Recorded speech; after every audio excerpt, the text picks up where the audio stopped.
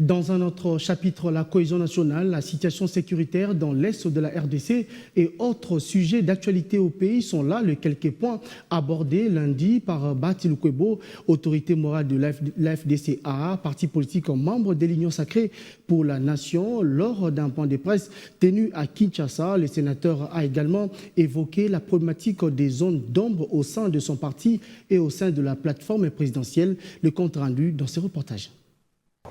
Dans la vie, il faut éviter de parler quand ce n'est pas opportun, même quand on a pour fonction parlementaire ou enseignant. C'est avec ces mots que le président du parti AFDC et autorité morale de l'AFDCA a débuté son point de presse. Cette matinée politique s'est voulu mettre les points sur les zones d'ombre qui obscurent la vie du parti, occasion pour le sénateur de calmer la tempête au sein de son parti. Par là, il s'est adressé aux différentes fédérations qui représentent cette formation politique.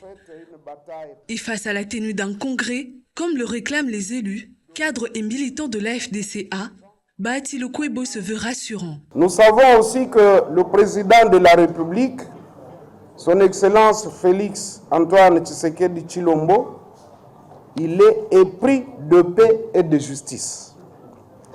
Lui seul connaît à quel moment il agira. Moi, je lui ai toujours fait confiance.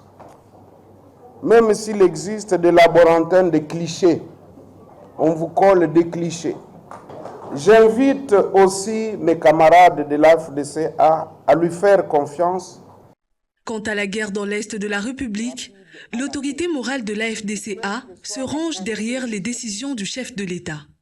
En abordant l'épineuse question de la guerre d'agression nous imposée à l'est du pays, l'Alliance des forces démocratiques du Congo et alliés se range derrière le chef de l'État, son Excellence Félix Antoine Tshisekedi Tshilombo, pour ramener le plus rapidement possible la paix durable à l'est et sur l'ensemble du territoire national.